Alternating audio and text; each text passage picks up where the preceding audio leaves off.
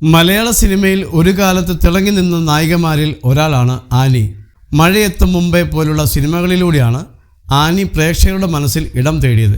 ബാലചന്ദ്രമേനോൻ സംവിധാനം ചെയ്ത അമ്മയാണേ സത്യം എന്ന ചിത്രത്തിലൂടെയായിരുന്നു നടിയുടെ സിനിമ അരങ്ങേറ്റം.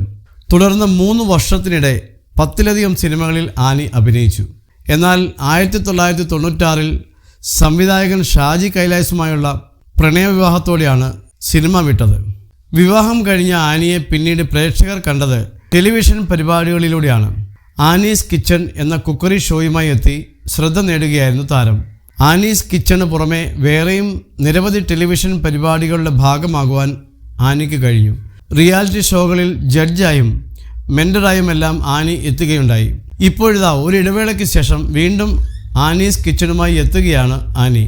അതിൻ്റെ ഭാഗമായി അടുത്തിടെ സൂപ്പർ അമ്മയും മകളും ഷോയിലും ആനി എത്തിയിരുന്നു. ഷോയിൽ തൻ്റെയും കുടുംബത്തിൻ്റെയും വിശേഷങ്ങളൊക്കെ ആനി പങ്കുവച്ചിരുന്നു. ഒപ്പം തൻ്റെ അമ്മയെയും അമ്മായി അമ്മയും കുറിച്ചും നടി വാചാലയായി.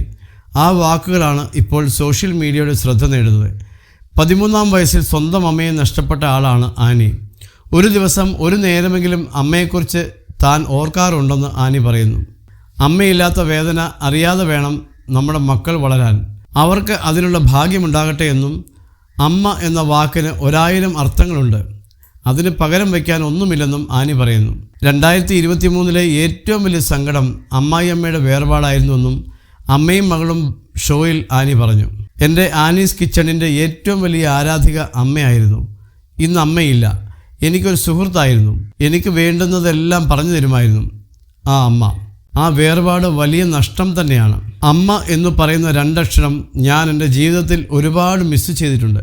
എനിക്ക് 13 വയസ്സുള്ളപ്പോഴാണ് അമ്മയുടെ മരണം. അമ്മയുടെ ഒപ്പമുള്ള നല്ല നിമിഷങ്ങൾ ഒന്നും തന്നെയില്ല.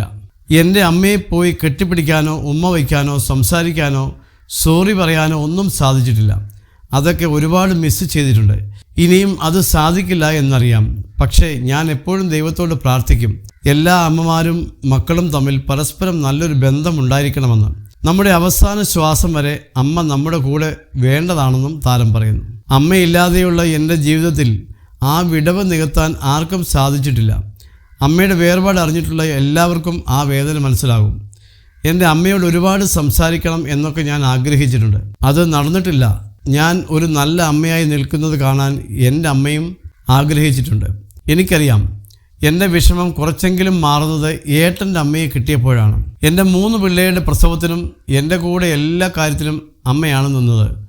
അമ്മ എന്ന വാക്ക് ആര് പറഞ്ഞാലും അത് ഇമോഷണലി ഫീലാവും. അമ്മയെ കാണുവാനും സംസാരിക്കുവാനുമൊക്കെ എനിക്ക് മിസ് ചെയ്യുന്നുണ്ട്. ഒരിക്കലും ഒരു കുഞ്ഞും ആ വേദന അറിയരുത് എന്നാണ് താൻ ആഗ്രഹിക്കുന്നതെന്നും ആനി പറയുന്നു.